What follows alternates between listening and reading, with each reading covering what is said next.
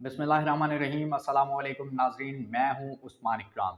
एक बात तो इमरान खान साहब के बदतरीन दुश्मन भी मानते हैं कि इमरान खान साहब इंतकामी इंसान नहीं हैं, क्योंकि ये जितने भी केसेस में सज़ा भुगती है नवाज शरीफ ने, आसिफ अली जरदारी ने और बाकी जमातों के लोगों ने, ये इनके अपने ऊपर बनाए हुए केसेस थे जो इन्होंने अपने दौरे हुकूमत में अपने दूसरे मुखालफों के ऊपर बनाए। इनको बेशक सज़ा इमरान खान साहब के दौर में या उससे थोड़ी आगे पीछे हुई, लेकिन ये इनके अपने ऊपर खुद ही बनाए हुए केसेस थे। बात करेंगे इस वीडियो में दो खबरों पर। पहली खबर तो ये है कि मफरूर, इश्तिहारी, भगोड़ा, कायदे किल्लत और गवाल मंडेला साहब की आमद है और उनके लिए पूरा निज़ाम उनको बचाने के लिए मरा जा रहा है और निज़ाम की फुर्तियाँ देखकर आप हैरान और परेशान हो जाएंगे। और दूसरे नंबर पे सुहेल वड़ाइच साहब सीनियर सहाफ़ी हैं, उन्होंने कॉलम लिखा है नवाज शरीफ को होश दिलाने के लिए कि आज जो इमरान खान के साथ हो रहा है वो कल तुम्हारे साथ भी हो सकता है। इमरान खान के साथ तो लोगों की पावर भी है, इमरान खान का इतना एक वोट बैंक भी है, लोग उसको सपोर्ट भी करते हैं और तुम्हारी तो मांगे तांगे की कीमे वाले नान, बिरयानी और जो है 1 to 5 जन्नत के टिकट, जन्नत के सर्टिफिकेट के लोगों को लालच देकर भी खुद्दू नहीं चल रहा, काम नहीं बन रहा। तो इन दोनों खबरों पर डिस्कस करेंगे, लेकिन उससे पहले नए आने वाले दोस्तों से गुजारिश है कि वीडियो को लाइक करें, चैनल को सब्सक्राइब करें और घंटी के निशान को दबा दें ताकि अगली आने वाली वीडियो का नोटिफिकेशन आसानी आप तक पहुंच सके। तो पहले बात करते हैं सुहेल वड़ाइच साहब के कॉलम से। सुहेल वड़ाइच साहब के कॉलम का टाइटल है कि वो आकर क्या करे। वो मतलब गवाल मंडेला साहब यहाँ पे आकर क्या करे। ऐसा लगता है कि पसे पर्दा सब कुछ तय हो चुका है। वो इसलिए वापस आ रहा है कि उसे इक़्तिदार तक का रास्ता वाज़े नज़र आ रहा है। मामलात उसके अलावा एस्टैब्लिशमेंट के दरमियान ही तय नहीं हुए, बल्कि उस हवाले से पाकिस्तान के दोस्त ममालिक की मुआवनत भी शामिल नज़र आती है। यूँ महसूस होता है कि दोस्त ममालिक ने पाकिस्तान की माली इमदाद का जो इशारा दे रखा है, उसके लिए शर्त ये बांधी गई है कि ऐसा सियासी चेहरा लाया जाए जो लॉन्ग टर्म माशी पॉलिसी की ज़मानत दे। मेरी राय है कि अगर ये सब कुछ तय ना होता तो वो वापस ही ना आता। ये भी साफ नज़र आ रहा है कि अगर 21 अक्टूबर को पाकिस्तान आ गया तो वो जेल नहीं जाएगा, बल्कि उसे रिलीफ देकर सियासी मैदान में फ्री हैंड दिया जाएगा। ये भी तकरीबन तय है कि अगर वो वापस आता है तो फिर इलेक्शन करवाए बगैर कोई चारा नहीं होगा। जब मुल्क में इलेक्शन की सियासत होगी तो फिर तहरीक इंसाफ और उसके चेयरमैन के बारे में भी फैसले जल्द अज जल्द करना पड़ेंगे। अवामी तासुर है कि वो वापस आकर स्टैब्लिशमेंट के साथ मिलकर तहरीक इंसाफ और उसके चेयरमैन के खिलाफ पॉलिसियों का हिस्सा बनेगा और उसके खिलाफ मुतफ़क़ाना पॉलिसियों का हिस्सा बनेगा और जो कुछ उसके खुद उसकी पार्टी के साथ हुआ उसका बदला लेगा। मेरी ज़ाती राय है कि अगर इंतकाम लेना डील का हिस्सा है तो ये उसे नहीं करना चाहिए और इंतकाम और बदले की सियासत का ख़ात्मा करना होगा। जो कुछ तहरीक इंसाफ के साथ हो रहा है उसे रोकना होगा।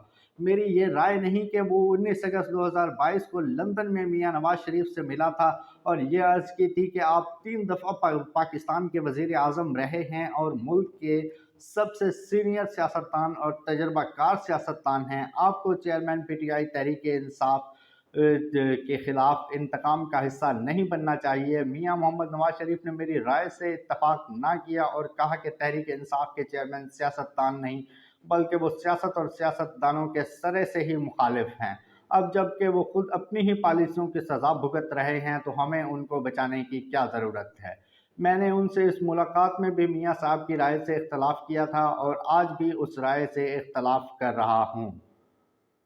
अगर मुल्क में जमहूरियत और पार्लिमानी सियासत को चलाना है तो इंतकाम का सिलसिला बंद किया जाए। जब पीटीआई बरसर इक़्तिदार थी तो नवाज शरीफ और इनकी जमात जेलों में बंद थी और उनसे इंतकाम लिया जा रहा था। मैं इस वक्त भी बार बार तहरीक इंसाफ की हुकूमत की तरफ तवज्जो दिला रहा था कि इंतकामी सिलसिला बंद होना चाहिए, अगर कल आप भी इसकी जद में आ सकते हैं। चुनांचे वही हुआ जिसका डर था। अब तहरीक इंसाफ और उसके चेयरमैन के खिलाफ इंतकामी कार्रवाइयाँ जारी हैं और ये नूनी खुश हैं, इनका बदला पूरा हो रहा है। अगर जमहूरियत की बहाली कभी भी मुमकिन नहीं होगी, इसलिए बतौर एक अदना तालिब इल्म के मेरी ख्वाहिश है कि वो जो ज़्यादा तजर्बाकार हैं, वो जो चौथी बार वज़ीर आज़म बनने वाला है और वो पहल करेगा कि इंतकाम का ये दायरा तोड़े।